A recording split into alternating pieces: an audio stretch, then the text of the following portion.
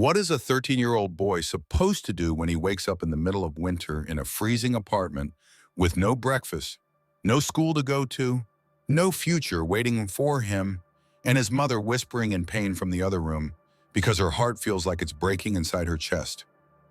Literally that morning in Southside Chicago, in the Englewood neighborhood where broken glass glittered more than snow and gunshots echoed louder than music, Jalen Brooks opened his eyes not to light, utter warmth, but to cold air creeping through cracked windows, the sound of sirens 2 blocks away, and his stomach twisting with the kind of hunger that feels like fire and knives at the same time.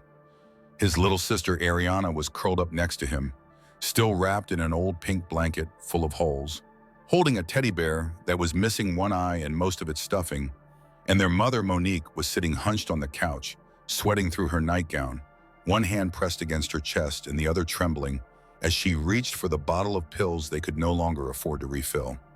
Jalen stumbled out of bed, his feet touching the icy floorboards, and tried to hide the panic in his voice as he called, "Mama?" But Monique could barely answer, just whispering, "I'm fine, baby, just tired. Just need a minute." Even though he could see her face had gone pale, her lips were dry and her breath came in sharp, broken pulls. Outside the bedroom window, the sun was trying to rise through gray clouds but couldn't push through. And downstairs, Jalen's father, Darius Brooks, was already loading the fruit crates into his rusted old cart, preparing to drag it to the corner of 63rd and Halsted, where he sold apples and oranges to whoever would stop. Though lately most people just walked by or told him, "Go back to Africa," like he was trash. Not a man trying to keep his family alive with 10 fingers and a broken back. And as Jalen watched from the window, he felt something heavy drop in his chest, because he knew his dad was working himself into an early grave and still couldn't afford rent, still couldn't keep them in school, still couldn't fix the leak in the ceiling that dripped onto Ariana's mattress every time it rained. Jalen looked down at his own hands, small, cold, shaking, and tried to think of something he could do, anything at all. But what can a child do when his family is drowning and he doesn't even have a rope? They hadn't eaten a full meal in 3 days. Yesterday was a shared peanut butter sandwich. The day before was plain boiled rice with no salt. And that morning, all they had left was a slice of dry bread and a banana that had turned black. But even so, Darius had left it on the table for the kids with a note that said, "Let Ariana eat first. Stay strong. Love you, Pop." Jalen didn't eat it. He gave it to his sister when she woke up because her stomach growled louder than his and she was too young to understand how close they were to losing everything. The landlord, Mr. Briggs, a fat white man with a gold watch and no soul, had come the night before with 2 security goons, pounding on the door and yelling, "One more week or you're out," before smashing one of Monique's old picture frames in the hallway, the one with their wedding photo in it, and laughing as he walked off into the night. Jalen had wanted to scream, to fight, to do something, but all he could do was stand there and take it like his father did. Because in this world, poor black boys don't get second chances. They don't even get first ones.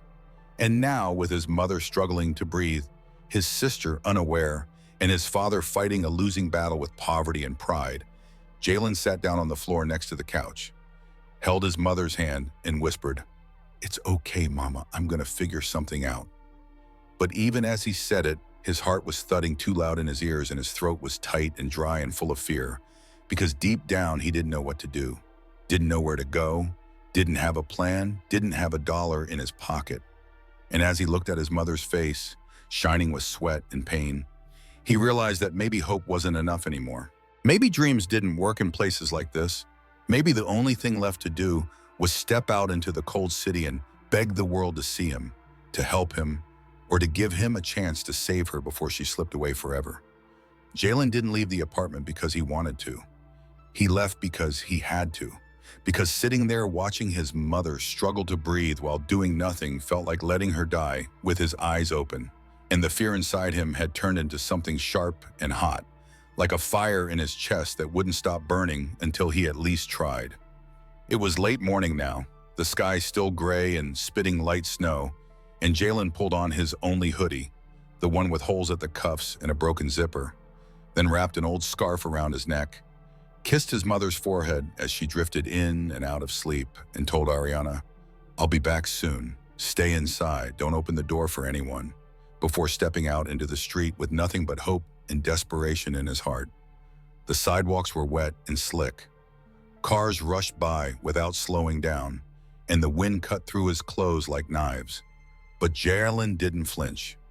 He walked from Englewood toward the city, block by block, past boarded-up stores, closed schools, burnt buildings, liquor shops, and fences tagged with gang signs, until the neighborhoods changed from poor and broken to rich and polished, where the streets were clean and people walked fast with headphones in, clutching coffee cups and designer coats, never looking down, especially not at a black boy standing on the corner with his hands in his pockets and a quiet, polite voice asking, "Excuse me, can you spare anything, please?"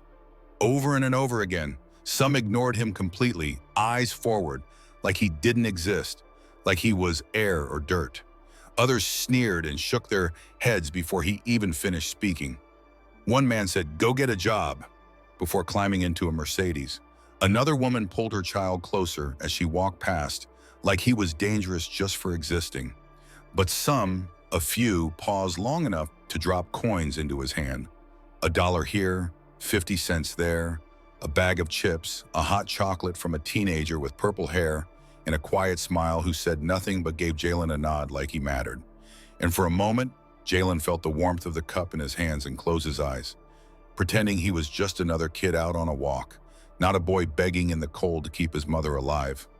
But the moment passed quickly when a group of boys on electric scooters rolled by and laughed at him, one of them throwing a half-eaten sandwich that hit Jalen in the chest and landed on the ground with a wet smack. They yelled, "Crack baby," and sped off, their laughter echoing down the block, while Jalen stood there frozen, cheeks burning, fists clenched. But he didn't move, didn't say a word, because pride doesn't fill a stomach and anger doesn't pay hospital bills. By noon, his legs were tired, his fingers numb, and he had only collected around $6 in change, which he held in his pocket like gold. But he knew it was nothing, barely enough to buy aspirin, let alone a trip to the ER. And as he sat down on the edge of a bus bench trying not to cry, an older man with a cane and a heavy coat sat beside him, looked over and said, "You don't belong out here, son. Not like this." And Jalen didn't respond at first, but the man continued, "Your eyes say you still believe in something. Don't let this world take that from you," before handing him a $5 bill and walking away without another word. Jalen stared at the bill like it was magic, like maybe this was a sign that he could still save her, that not everyone had turned cold. And with trembling hands, he stood up, pulled his hood tighter, and crossed the street into the next block, determined to keep going, because maybe, just maybe, if he could collect enough, he could at least get her in the hospital's front door. Maybe someone would help once she was inside. Maybe the world wasn't completely heartless, and maybe, just maybe, a broke, hungry 13-year-old boy begging in the cold could still change something if he refused to give up, even when everything else already had. Be sure to like this video, subscribe for more real stories, and share your thoughts in the comments. Your support helps keep the fight for justice alive. By the time the sun had begun to sink behind the glass towers of downtown Chicago, bleeding orange light across the frozen sidewalks and casting long shadows over the pavement, Jalen Brooks had been walking the streets for nearly 8 hours, his body aching, his hands stiff from cold, and his pockets holding just over $13 in crumpled bills and coins. And yet he kept walking, deeper into the city's edge, as if his feet were chasing hope that didn't want to be found, his mind spinning with impossible thoughts. Would the hospital let his mother in if he begged hard enough? Could he sell his bike? Could he steal medicine if no one else would give it? But as he crossed beneath the rusted train tracks near Navy Pier, in a part of town quieter than most, industrial blocks full of warehouses, broken loading docks, and storage yards, a sudden screech of tires shattered the silence, followed by a deafening metallic crash that echoed between the brick buildings like thunder in a tunnel. And Jalen froze, heart jumping, eyes snapping toward the sound as he turned the corner and saw a large black van slammed headfirst into a light pole. steam hissing from the hood. Glass shattered across the asphalt like ice. For a second, he thought about running. Accidents meant cops, and cops meant questions, and questions meant trouble. But something about the scene made him stop. There were no sirens, no movement, just the hiss of the broken engine and the faint thud of something against metal from inside the van. Cautiously, like a shadow sliding across the street, Jalen crept forward, each step slow and silent, his breath fogging the air in front of him, his instincts screaming at him to stay hidden. But curiosity, or maybe fate, pushed him on, and when he reached the driver's side window, he looked inside and saw a man slumped over the wheel. A white man in a suit with a ski mask halfway torn off and blood running from his forehead. Not breathing, not moving, clearly dead from the crash. Jalen's heart started pounding harder, his body tense, ready to run. But then he heard it, a muffled cry from the back of the van, soft but desperate, like someone trying not to be heard and needing to be heard at the same time. He ran around to the rear doors, grabbed the handle, yanked, and found it locked. Then spotted the side door, slid it open with a rusty grind, and what he saw inside made his breath catch in his throat. A woman tied up with thick rope at her wrists and ankles, duct tape across her mouth, bruises on her cheek, blood on her shoulder, her eyes wide with pain and fear but burning with alertness. She was older, maybe late 30s or 40s, wearing a torn blouse and dark tactical pants, and Jalen could tell instantly. This wasn't just any woman. This was Agent Victoria Hayes, the CIA chief whose face had been flashing across every TV and news screen for the past 3 days, reported kidnapped by unknown assailants, presumed dead or disappeared. Jalen's mouth opened, no words coming out for a second, as she stared at him like she wasn't sure he was real. And then he snapped into motion, grabbed a box cutter from the van's floor, sliced her ropes with shaking hands, and helped her sit up as she ripped the tape from her lips and gasped, "Who are you?" To which Jalen, trembling and stunned, said quietly, I'm just a kid, ma'am." And her eyes narrowed, studying him, even as she winced in pain and gritted out, "Then you just saved my life." She tried to stand but stumbled, and Jalen caught her under the arm, his mind racing. No phone, no car, no plan. Only the sick knowledge that whoever had kidnapped this woman might come back, and fast, because a dead driver meant she must have escaped somehow, and accidents didn't happen in places this empty by coincidence. "You need to get out of here," she whispered, voice strained, and Jalen nodded, his instincts finally catching up. He pulled her close, helped her out of the van, and together, limping, leaning, they slipped into the nearest alley just as two black SUVs rolled past the crash site with tinted windows and no plates, slowing down just enough to look, but not stop. And Jalen knew in his bones that if they'd been 30 seconds slower, they'd both be dead or disappeared. For the next 20 minutes, they hid in the cold behind dumpsters and fences until the SUVs were gone. And then Jalen, out of breath and wide-eyed, made the only choice he could. He'd take her home, even if it meant risking everything.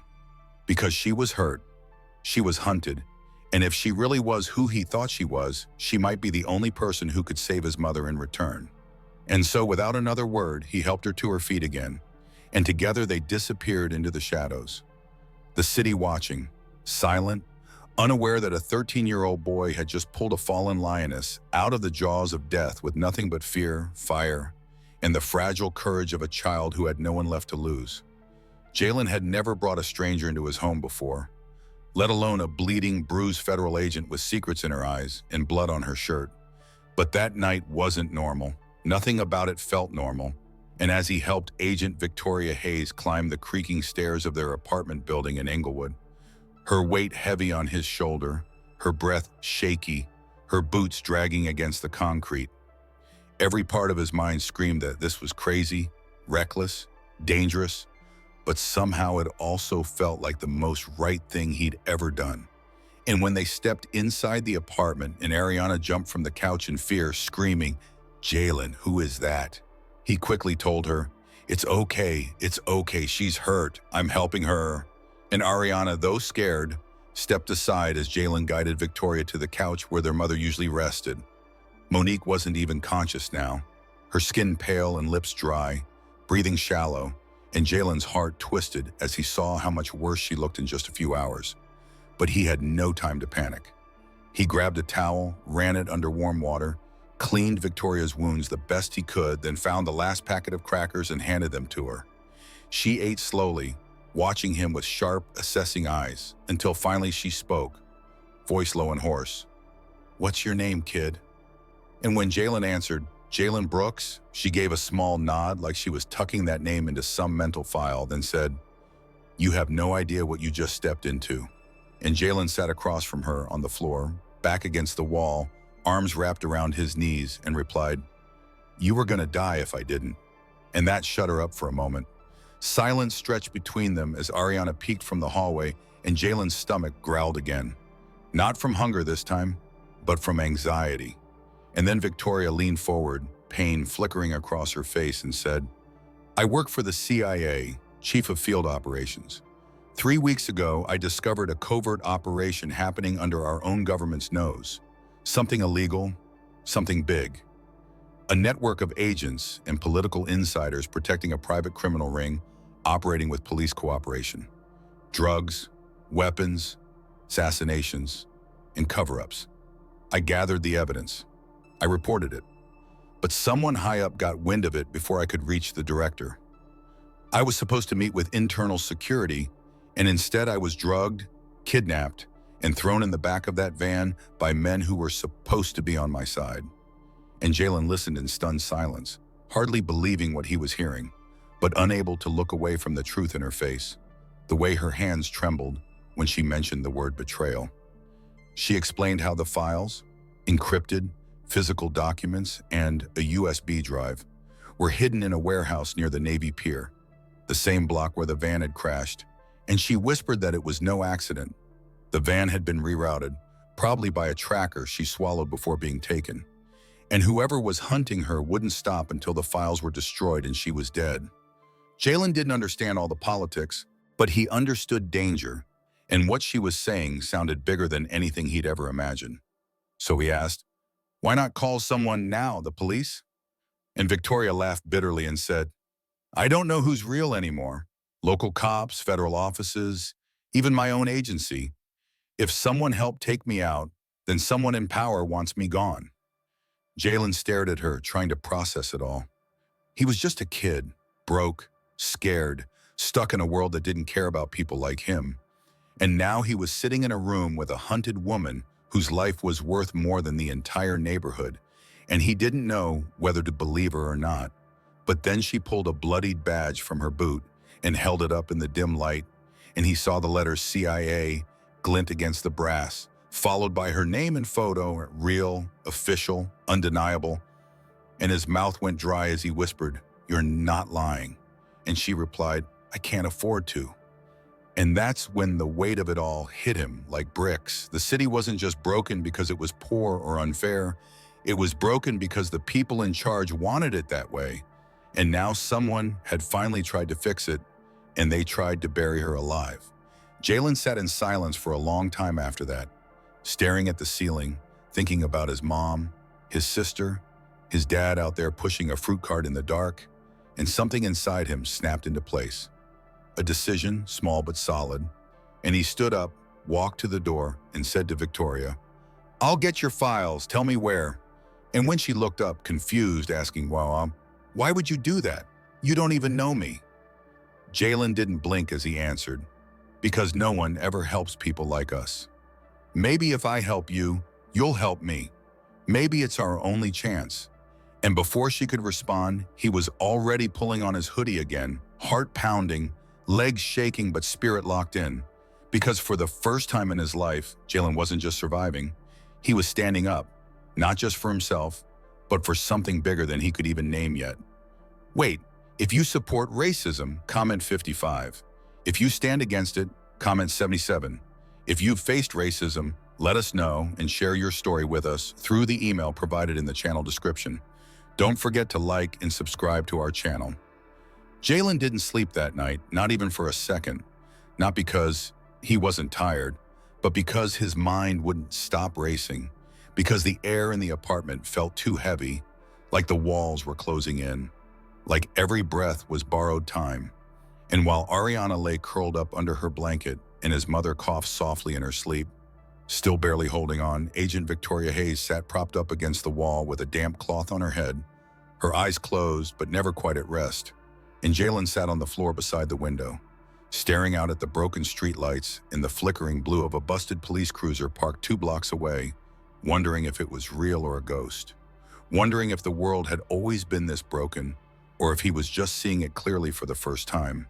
And as the sky outside turned from black to gray, and gray to the weak light of another bitter morning, Jalen made up his mind. He was going to get those files, even if it meant sneaking past killers, even if it meant risking everything. Because if there was even a chance Victoria was telling the truth, and deep down he believed she was, then those files weren't just about helping her. They were about saving his mother, protecting Ariana, and maybe, just maybe, giving his family a way out of a life that had always been stacked against them. He didn't tell Victoria right away. He just quietly got up, changed into his cleanest hoodie and jeans, laced up the sneakers that had a hole in the left sole, and grabbed his backpack, the one he used for school before they were kicked out, now nearly empty except for a pen, an old notebook, and a broken pair of headphones. But as he reached for the door, Victoria's voice cut through the quiet like a blade. "You shouldn't go alone." Jalen turned around and looked at her. She was still pale, still bleeding inside, but her eyes were sharper now, clearer, and she was watching him with a mix of worry and respect. "They'll kill you if they catch you," she said. But Jalen replied without blinking, "They'll kill you if I don't." And something about the way he said it, calm, solid, final, made Victoria close her mouth and nod slowly, reaching under her coat and pulling out a torn scrap of paper, sketching out a rough layout of the warehouse district near Navy Pier where the files were hidden, tucked inside a false wall in a back office that looked like it hadn't been used in years. "This place isn't just guarded," she warned. "It's watched. They'll know if someone's sniffing around. Don't be seen, and whatever you do, don't stop if you hear something. Don't hesitate." Jalen memorized every word, folded the map carefully, and tucked it into his sock, then zipped up his hoodie and left the apartment quietly, walking fast, head down, heart pounding like war drums in his chest as he crossed the south side, passing through alleys where men argued over dice games, past stores with bars on the windows, past a cop car that slowed as he walked by but didn't stop, just looked at him with suspicion and moved on. He didn't go straight to Navy Pier, though. He detoured first to find Switch, his friend from the old block, a sharp-tongued 14-year-old who lived in an abandoned garage behind a barbershop and could hotwire a car, crack a phone, or kill a security camera feed with a paperclip and a stolen SIM card. Switch didn't ask many questions. He just blinked when Jalen told him the plan, then said, "You're either stupid or brave, maybe both," and handed Jalen a small walkie-talkie, a flashlight with a strobe mode, and a pocket knife that looked like it had seen too many fights. "They got motion sensors up there," Switch muttered, pulling out a cracked iPad and showing Jalen grainy satellite shots of the warehouses. "The guards rotate every 15. If you're lucky, you can duck the cameras between the 2 side units. If not, don't die, man. I owe you $10. Jalen smirked, just a flicker of it, then left, heading toward the Pier District, his backpack light but his shoulders heavy with the weight of what he was about to do.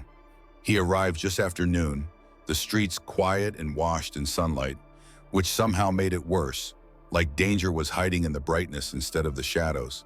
And he moved quickly, ducking through loading docks, cutting behind dumpsters, avoiding every security cam he could see, until he reached the old shipping warehouse marked Pier 47, where the windows were all blacked out and the smell of oil and rust filled the air like poison.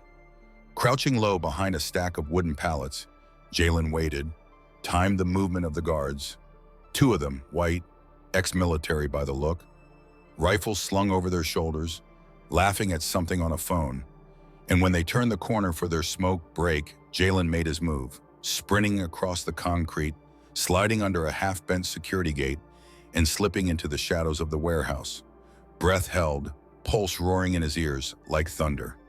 It was dark inside, colder than outside, the air thick with dust and old secrets, and Jalen moved slowly, step by careful step, flashlight in his palm, but turned off, only using the dim light that cracked through the boarded windows, enough to guide him to the back office where Victoria said the files were hidden behind a loose metal panel under a desk. But even as he reached the door, even as he knelt and started feeling for the latch, he heard it. The soft, unmistakable click of a gun behind him, followed by a voice, low and cruel. "Looks like we caught a rat in the wall, Sloan." And Jalen didn't move, didn't breathe, didn't scream, because in that single moment he realized what Victoria meant when she said, "Don't hesitate." And he knew right then and there that the only way to survive this was to finish what he started. Jalen froze in place, his fingers still brushing the cold edge of the metal panel beneath the desk, heart pounding so hard it felt like it echoed inside his skull. Because the voice behind him wasn't yelling, wasn't barking orders, wasn't even surprise. It was calm, low, smooth, like someone who had killed before and didn't find it special anymore. And that made it 10 times worse. He didn't dare turn around, but he could hear footsteps now, slow, measured, 2 sets, maybe 3, boots, scraping softly against concrete, the whisper of a gun being cocked, and another voice joined the first one. This one higher, sharper, with a southern drawl and that cold laughter in it. "Thought I heard something. Told you we shouldn't trust that gate." Jalen's brain screamed at him to move, but his body stayed still, frozen with fear like a hunted rabbit too close to the teeth of the predator. And as the shadows stretched across the dusty floor and the footsteps grew louder, he remembered Victoria's voice. "Don't stop. Don't hesitate." And with a single breath, like ripping free from a nightmare, Jalen twisted his body, grabbed the panel, tore it loose with all his strength, and dove behind the desk just as a bullet cracked past his shoulder and shattered the back wall, spraying him with bits of rust and old drywall. He didn't scream. He didn't have time. He just reached into the hole where the panel had been and found them. A thick folder of documents bound in twine, and a small black USB drive taped to the back with the initials VH written in faded marker. He stuffed them into his backpack, zipped it, then yanked open the desk's side panel and crawled into the narrow crawl space behind it. A forgotten maintenance shaft that Victoria had mentioned once used for electrical runs, barely wide enough for a kid, completely invisible to anyone who didn't know it was there. And as he pulled the panel shut behind him, breathing hard, dirt and cobwebs in his mouth, he could hear the men shouting now, "Where is he? He's gone. He couldn't have gotten far." And the thud of boots running across the warehouse floor echoed all around him. Jalen lay still for a moment in the crawl space, trying not to cough from the dust, trying not to croon, trying not to pass out from the adrenaline surging through his veins, then began crawling forward inch by inch, the shaft pitch black and tighter than any space he'd ever been in, every sound amplified, his breath, the groan of metal, the pounding of footsteps above him, the slamming of doors as the men searched every room, and his arms burned from the tight crawl, his backpack catching on loose screws and splinters. But he kept going, jaw clenched, because he could feel the weight of the files pressing against his back, reminding him this wasn't just about him anymore. This was about his mother, his sister, Victoria, the truth. And whatever was on that drive, it was dangerous enough that men with guns were hunting him for it. Halfway through the shaft, a loud bang rocked the metal walls. Someone had found the desk, maybe even fired into it. And Jalen flinched, curled up tight, heart racing so fast it felt like it might tear through his chest. But when no second shot came, he kept going, pushing through the narrow tunnel until he saw the faintest bit of light at the end. A small service grate that led to the outer loading dock behind the building. And with one final pull, he reached it, kicked it open with both feet, and tumbled out into the open air. Lungs gasping, knees hitting pavement, sun stinging his eyes like fire. He didn't stop to celebrate, just jumped to his feet, bolted across the lot, ducked behind a stack of rotting wooden crates, and took off down the alley as fast as his legs could carry him, not looking back, not checking to see if he was followed, just running, past warehouses, over defenses, through dumpsters and rusted gates, until his breath came in ragged gasps and his body screamed to stop. But he didn't, because he knew that if he slowed down, they'd find him. And if they found him, they'd kill him like they tried to kill Victoria, like they'd tried to kill the truth. He finally collapsed behind a row of junked-out cars near an abandoned service station 6 blocks away, chest heaving, legs shaking, sweat pouring down his neck despite the cold. And only then, only when he opened his bag and saw the files still there, untouched, the USB still in place, did he allow himself to breathe, just for a moment. Because he had done it, he had survived. He had what she needed. But deep inside, a new terror was growing.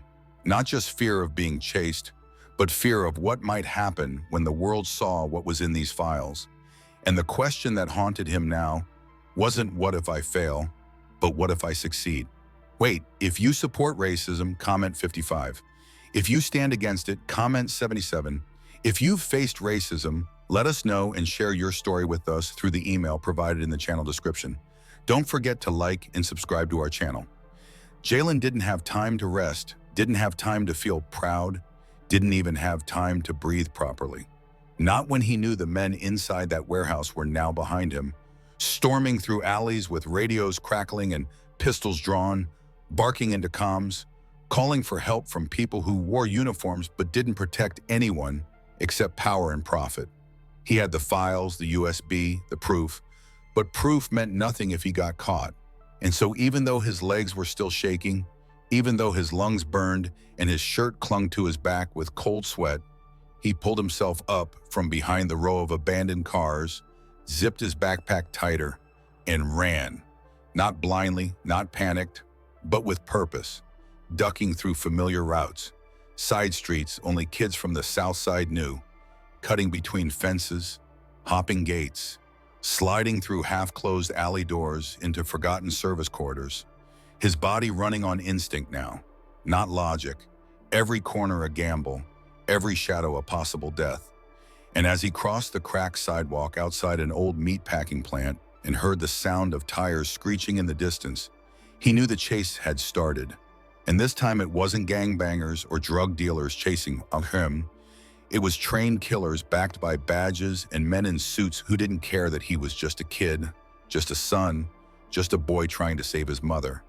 To them, he was a problem, a loose end, a file they hadn't burned yet, and they were coming to erase him before he became noise in the system.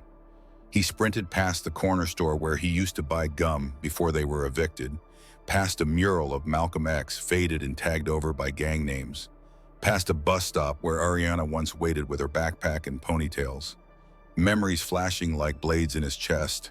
And just as he crossed under the overpass toward the West train yard, a black Crown Vic came around the corner fast, engine growling, headlights blinding, and he ducked without thinking, rolled into the ditch beside the rail tracks, hard hammering as the car passed inches from him, the window rolling down just enough for him to hear a voice shout, "Check the yard!" And Jalen pushed himself up, leapt the railing, and disappeared into the maze of rusted-out rail cars, running between wheels taller than him, weaving through graffiti-covered walls and ancient gravel soaked in oil and rain. His breath was ragged now, his vision blurry, but he didn't stop. Not even when he scraped his arm on a sharp edge of steel, not even when he twisted his ankle jumping down a loading dock. He just kept moving, because if he stopped, if he froze, the world would never know the truth. His mom would never get help. And all this running, all this fear, would be for nothing. And just when it felt like he couldn't go any farther, just when his legs were giving out and he was ready to collapse in the middle of a gravel lot, a voice crackled in his pocket. Switch on the walkie-talkie he'd forgotten he was carrying. "Jay, you good? Bro, I'm tracking you. They're spread across the East Loop. You gotta get underground, now." Jalen gasped, fumbled for the button, and whispered, "Where?" And Switch, always cool, always watching, replied, "Lower Wacker, entrance at 35th and King Drive. You've got 5 minutes max before they seal it off. Go, go, go." And Jalen didn't waste a second, pivoting hard, ignoring the pain in his leg, the stinging in his ribs, his bag bouncing on his back with every desperate step as he raced through the last stretch of dead-end alleys, leapt over a chain-link fence, and dropped into the hidden stairwell that led down into Chicago's underground road system, a concrete maze of service tunnels and half-lit expressways below the surface where no sunlight ever reached, where rats outnumbered cars and shadows ruled. But it was also the only place he could disappear. And as he hit the bottom of the stairs and vanished into the dim yellow glow of flickering sodium lights, the echo of his footsteps bouncing against cold cement, he felt a strange calm wash over him, because down here, he could think, he could plan, and maybe, just maybe, he could survive. But that calm was short-lived, because moments later, the roar of another engine filled the tunnel. This time not a cop car, but a matte black SUV with no plates, speeding toward him like a shark in the dark, its headlights slicing through the shadows. And Jalen ran again, sprinting across the tunnel, jumping barriers, dodging rusted construction cones. And just when the SUV closed in, he veered off into a side tunnel, heart exploding in his chest, and found the one thing that might save him: his old bicycle, rusty, crooked, missing a pedal, chained behind a pillar where he'd left it months ago when he couldn't afford new tires. He broke the chain with a steel pipe, jumped on, kicked off the wall, and started pedaling. Hard, the gears grinding, the wheels squeaking, but the bike still moved. And so did he, through darkness, through fear, through pain, because a boy with nothing has nothing to lose, and Jalen Brooks wasn't running anymore just to survive. He was riding now to change everything. Jalen didn't know how the rusted old bike still worked. The tires were half flat, the chain groaned like it was begging for oil, the left pedal stuck every third rotation. But he pushed harder, teeth clenched, sweat pouring down his face as he flew through the abandoned depths of Lower Wacker Drive like a ghost in the bones of the city. Every shadow shifting with danger, every flickering tunnel light above him casting streaks of gold and black across the cracked pavement below. Behind him, the matte black SUV returned, its engine a snarling beast that echoed through the underground like a mechanical scream, getting closer and closer with every second. And Jalen could hear the tires now, screeching, skidding, gaining, and he risked a glance over his shoulder and saw not gangsters, not masked criminals, but men in uniform, police officers with radios, guns drawn, and rage in their eyes. The kind of rage that wasn't about justice, but about silence, about keeping secrets buried. And Jalen's blood turned cold because this wasn't a chase for arrest. It was a chase for erasure. They didn't want to take him in. They wanted him gone, disappeared. Another case closed with no questions, and suddenly the air around him felt thick with truth and terror. The two locked together in a storm, and his fingers gripped the handlebars tighter as he veered off the main road, tires skidding, sparks flying as he clipped the edge of a steel divider. Barely staying upright, diving down a sloped exit ramp into a narrower access corridor lined with rusted maintenance pipes and old traffic signs torn off the walls. He had no map, no direction, just instinct and adrenaline guiding him deeper into the labyrinth, deeper into the veins of a city that had never protected kids like him, only punished them. And then, out of nowhere, a second set of lights appeared in front of him. Another car, another squad, boxing him in, and Jalen's heart stuttered, his mind racing. But before he could panic, a sharp voice crackled in his ear. "Switch, again. Turn left. Left now. Maintenance shaft 21B. It's open, bro. Just trust me." And without thinking, Jalen jerked the handlebars and slammed into a side tunnel, ducking just as a shot cracked the air behind him and hit the wall where his head had been a second earlier. The maintenance tunnel was tighter, darker, littered with trash and broken pallets. But it was safe, for now. And Jalen pedaled hard, every muscle screaming, his backpack thudding against his spine with every bounce, the stolen truth inside heavier than gold, heavier than fear.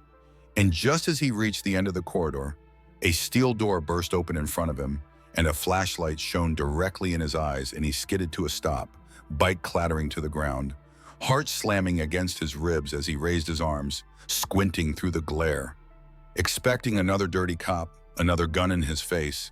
But instead he heard a woman's voice, firm, steady, commanding. "Jaylen Brooks?" And when his eyes adjusted, he saw her. Detective Carla Monroe, a tall black woman with her badge displayed clearly, hand on her holstered weapon, but not drawing it, her eyes scanning him like a soldier scanning a battlefield. And he nodded, breathless, eyes wide, unsure if he should run or speak. But she spoke first. "You've got something that's about to blow this city apart. Get in." And before he could question it, 2 more officers stepped out, black, plainclothes, calm, and ushered him into a nondescript gray sedan parked under a broken overhead light. And as the door shut behind him and the engine roared to life, Jaylen collapsed into the back seat, his body shaking from exhaustion, from fear, from the disbelief that someone had finally come not to kill him, not to silence him, but to help. And as they sped through the hidden roads of the underground, tires screeching, radios crackling, Detective Monroe turned in her seat and said, "You're a brave little lion, Jaylen. Victoria Hayes told me everything. You just handed the devil his own head." And Jaylen blinked in shock because he hadn't even known she'd survived, hadn't known she'd called anyone, right? But now there was no time for questions. Just speed, just trust. And as they raced toward the federal building in the Loop, Jaylen finally let out a shaking breath, clutched his backpack tighter to his chest, and whispered to himself, "Please let this be enough. Please let this finally be enough to save her." Jaylen didn't say a word during the ride to the federal building. He just sat there in the back seat with the USB drive clenched in one hand and the folder of evidence pressed tight against his chest like a lifeline, his face pale with exhaustion, his eyes hollow from fear, but still somehow burning with purpose. And Detective Monroe kept glancing at him in the rearview mirror, her voice quiet on the phone as she told someone on the other end, "We have the files, the boy's safe. I'm bringing him in myself. Tell Hayes we're inbound."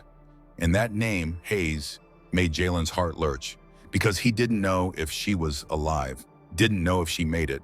But if Monroe was talking to her, maybe it meant she was still breathing, still fighting, still waiting. And that gave him just enough strength to keep holding on. The car raced through the streets of Chicago, sirens in the far distance, helicopters circling like vultures over the Loop as if the city itself sensed something was about to crack open. And when they finally arrived at the nondescript CIA field office tucked between 2 towers, Jaylen was led inside by agents who moved fast but didn't grab him, didn't shout, didn't treat him like a criminal. They treated him like he mattered, like he was someone. And as soon as they entered the operations room, Victoria Hayes was there, bandaged, pale, leaning on a crutch, but alive, her face lighting up the moment she saw him. And Jaylen, who had faced death and darkness for days, felt his legs almost give out when she whispered, "You did it. Oh my God, Jaylen, you really did it." And then she stepped forward, pulled him into the safest hug he'd ever felt, and for a moment, just a moment, he let go of everything and cried against her shoulder, not from fear, not from pain, but from finally being seen. What happened next unfolded faster than Jaylen could follow. The files were scanned, decrypted, copied to secure servers, and broadcasted to Truth Media networks through backdoor channels, bypassing the corrupted system entirely. And within an hour, every major news outlet in America, CNN, MSNBC, Truth Media, YouTube channels, TikTok lives, Twitter threads, anonymous leaks, was flooded with explosive evidence. Body cam footage of illegal executions, documents linking sitting senators to gang activities, signed orders from corrupted law enforcement, off-the-books payments to disappear witnesses, and names, so many names, including Senator Gerald Kinsey, Director Saul Merrick, and Officer Brad Jenkins, all tangled in a dark web of money, power, and blood. The world exploded with outrage. Tasha Lane posted a video crying as she read the first leaked document, saying, "Boom, a child just brought down an empire," and it hit 20 million views in an hour. Ray Truth Thompson began a 48-hour live stream called #Jaylen Unchained, where lawyers, activists, and journalists dissected every file live on air. Zay Vega turned Jalen's bike escape into a viral remix with the words "Truth Got Wheels" flashing across the screen, and protesters filled Grant Park within hours, chanting his name, Jalen, Jalen, Jalen. A sound he heard faintly through the glass of the CIA window where he stood with Victoria, watching the crowd grow like a rising sea. Schools played his story in classrooms. Churches prayed for him during Sunday services. Even the White House was forced to issue a statement calling for full investigation and transparency.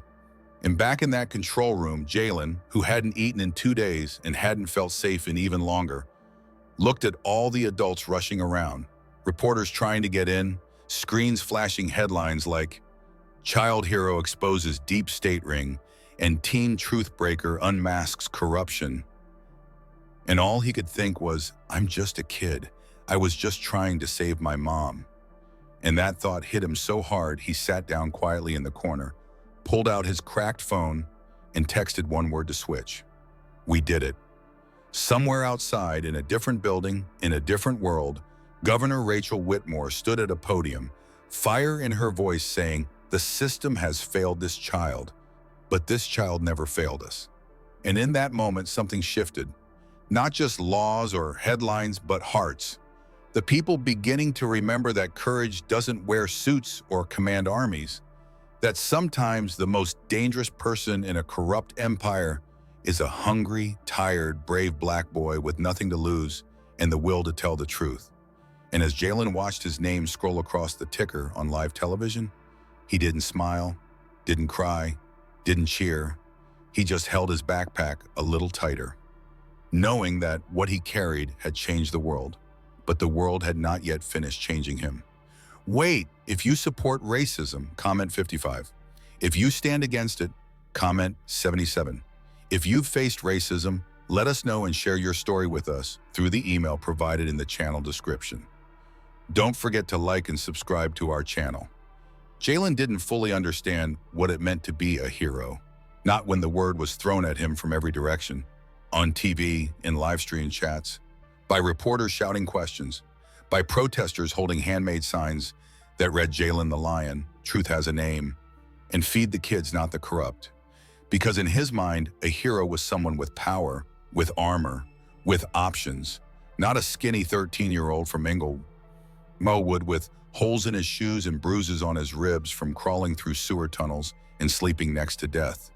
But still, here he was, standing on the steps of Chicago City Hall, dressed in a brand new black coat that someone from the governor's office had bought him last minute, his hair freshly cut, his shoes too clean to feel real, staring out at a crowd of thousands, cameras flashing like lightning, and beside him stood Governor Rachel Whitmore, her voice steady as she said into the microphone, "This boy didn't just save one life, he saved a city's soul," before turning to face him, holding up a sleek envelope embossed with the state seal and saying, "Jalen Brooks, on behalf of the people of Illinois, we are awarding you a direct sum of $10 million from the State Emergency Anti-Corruption Fund, tax-free, no strings, no tricks, because you earned it, and we owe you more than money could ever repay." The crowd erupted, the sound like a wave crashing through stone, and Jalen didn't move at first, didn't react, because his brain was still stuck in the hospital room from 2 nights ago, watching his mother, Monique, hooked up to machines, her chest rising weakly, her face pale but alive, thanks to free emergency care that had finally been granted when the governor stepped in personally, ordering the state-run hospital to treat her immediately and put all costs on the state's tab. And now, as Jalen accepted the envelope with shaking hands, he didn't see money, he saw medicine, he saw rent paid, he saw his sister Ariana going back to school with new books, a real backpack, a lunch every day. He saw his father Darius standing in the front row of the crowd, eyes glassy, dressed in a new brown jacket and tie, just hired by the state to run a fresh produce distribution initiative for low-income neighborhoods, a job that paid well, respected him, gave him health care and dignity. And as Jalen looked at him, the man who used to sell apples in freezing weather just to buy bus fare, he almost cried, but didn't, not yet. After the press conference, after the reporters got their photos, after the interviews and handshakes and speeches. Jalen sat alone in the back of the black SUV assigned to him by the state security team, staring out the window as they drove him back to their new home in Hyde Park, a two-bedroom apartment paid for in full for the next 10 years by the state. And when he stepped inside, he found the lights on, fresh sheets on the beds, food in the fridge, a nurse helping Monique sit up to wave at him, and Ariana drawing pictures at the table. And for the first time in his life, Jalen let his backpack fall off his shoulder without fear someone would take it, and just stood in the center of the room, breathing, not rushing to hide, not needing to explain anything to anyone. That night, Switch came by, shy, quiet, but proud. And Jalen gave him one of the 3 checks he had requested from the state to give to people who helped him during the fight. Switch, Nurse Evelyn, and Mr. Bennett, the old man who once gave him his coat during the worst winter, all 3 now permanently off the street, living better, safer lives. And as Jalen stood on the small balcony outside their new apartment later that night, watching city lights blink like distant stars, the wind soft, his body finally still, he didn't think about glory or fame or headlines. He thought about how all of this had started with hunger, with fear, with Amaro trying to keep his mother alive and his sister safe, and how none of the people who had once spit on him or laughed at him or threw food in his face were here now. None of them mattered, because what mattered was this: he had made it, they had made it, and no badge, no suit, no system would ever make him feel small again. And still, even in the quiet, even in the peace, Jalen knew this wasn't the end. The world had changed, Irius, but it wasn't finished. And neither was he, because heroes didn't stop when the cameras turned off. They kept going, even when no one was watching. The news vans were gone, the chants had faded, the celebration had quieted into memory, and the world outside his window looked still. But Jalen Brooks couldn't sleep.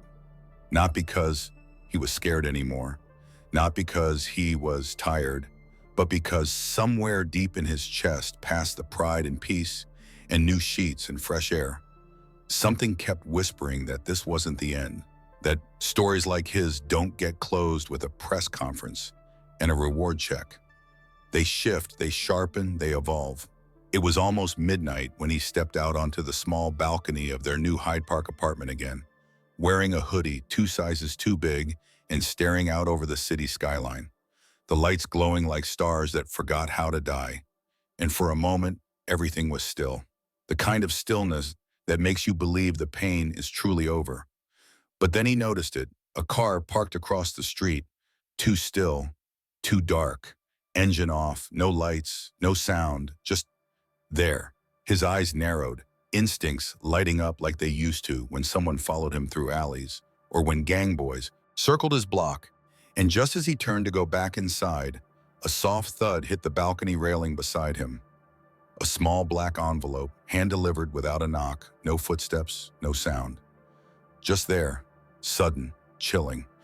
His hand shook slightly as he picked it up, the paper heavy, unmarked, sealed with no name. And when he opened it, he didn't find a letter or a threat or a photo, just a badge, cold metal against his skin, gleaming under the porch light. It was a CIA director's badge, the nameplate still attached. Saul Merrick, the man who had vanished after the evidence dump, the one person not arrested, not exposed, not seen, not found. And attached to the back of the badge was a thin memory card, smaller than a fingernail, and a handwritten note that said, in sharp black ink, "You cracked the door open, boy, but you didn't burn the house. They're still inside, they're still watching, and now they're watching you." Jalen stood there in the dark, fingers curling around the badge, heart pounding slower now. Not in fear, but in realization. Because the real war wasn't the one he had just survived. It was the one that had been waiting for him after the world called him a hero, after they crowned him with reward money and scholarships and magazine covers. Because for every camera flash that celebrated him, there were shadowed eyes behind government windows, marking him as a problem, a loose thread, a child who saw too much and refused to stay small. And in that moment, something in Jalen shifted again, like it had the first time he stepped onto the street to beg for help, or the night he saw the van crash and found Victoria Hayes tied up and broken. Only this time it wasn't desperation driving him, it was duty, something deeper, something harder, something unshakable.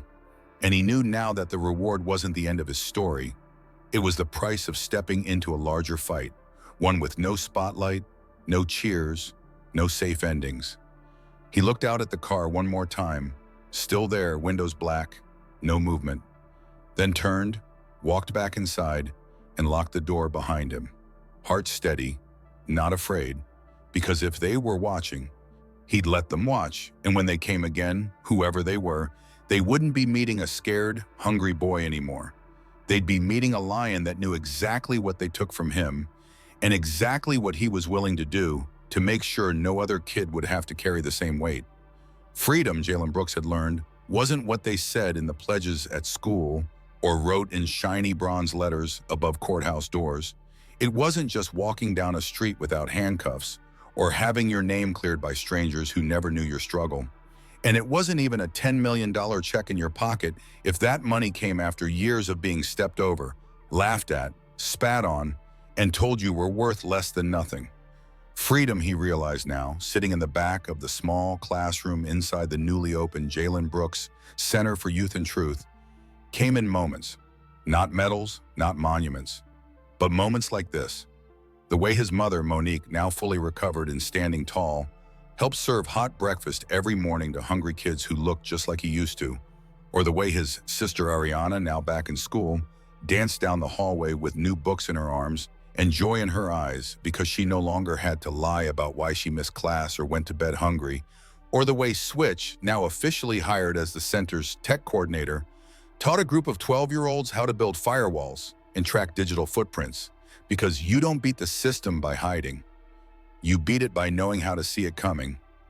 Freedom was in the laughter that filled the rooms now, rooms that had once been classrooms in an abandoned school building before Jalen bought it outright, remodeled it with part of his reward, and opened it not just as a shelter or food kitchen, but a place of education, defense, and dignity. A sanctuary for kids forgotten by every system that pretended to serve them. And every morning, Jalen woke up early. Not because he had to, but because he wanted to. And walked through the halls, greeting kids, checking programs, helping where he could, always quiet, always watching, not looking for praise, just making sure no one ever had to beg for help the way he did.